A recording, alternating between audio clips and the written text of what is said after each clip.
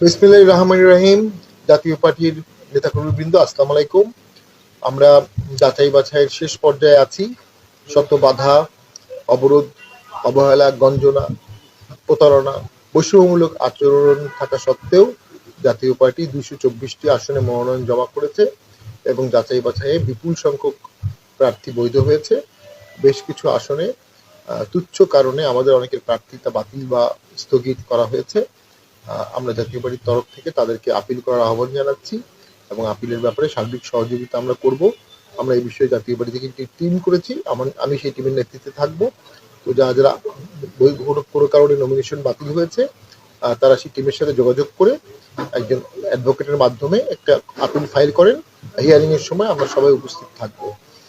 এই ক্ষেত্রে সময়টি খুব গুরুত্বপূর্ণ, তার কারণ 5 তারিখে যদি যাচাই বাছাই শেষ হয় এর 2-1 দিনের মধ্যে আপিলটি করতে হবে।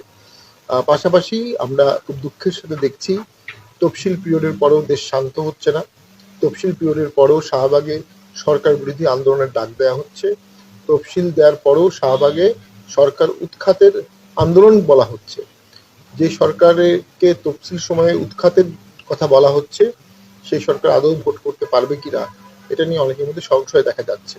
তফসিল পিরিয়ডে আইন শৃঙ্খলা কঠোরভাবে কাজ করতে হবে, পুলিশ এবং সেনাবাহিনীকে কঠোরভাবে দায়িত্ব নিতে হবে, দেশ বাঁচাতে হবে, জানমাল রক্ষা করতে হবে, লেভেল প্লেইং ফিল্ড নিশ্চিত করতে হবে। কয়েকটি জায়গায় আমরা দেখতে পেয়েছি জাতীয় পার্টিকে তীব্রভাবে কষাঘাত করা হচ্ছে, জাতীয় পার্টিকে ভোট করতে না দেওয়ার হুমকি দেওয়া হচ্ছে। তফসিল পিরিয়ডে এই ধরনের হুমকি সম্পূর্ণ বেআইনি, অসাংবিধানিক, অগণতান্ত্রিক। যারা এই ধরনের হুমকি দিচ্ছে নির্বাচনী আচরণবিধি অনুযায়ী তাদের মনোনয়ন বাতিল করা উচিত। আমি নির্বাচন কমিশনকে বলবো, রিটার্নিং কর্মকর্তাদের বলবো, যারাই কোনো দলের প্রার্থীর বিরুদ্ধে এই ধরনের বক্তব্য দেবেন উস্কানিমূলক, এটি আচরণবিধির পরিপন্থী হয়, তাদের মনোনয়ন বাতিল করতে পারবেন তারা চাইলে। নির্বাচন কমিশনও যে কোনো সময় মনোনয়ন বাতিল করতে পারবেন। তো আমরা অনুভব করি এই নির্বাচন যদি লেভেল প্লেইং ফিল্ড থাকে, সুষ্ঠু হয়, আমরা সকলে পার্টিসিপেট করি, এটি দেশের জন্য রক্ষাকারী একটি নির্বাচন হবে।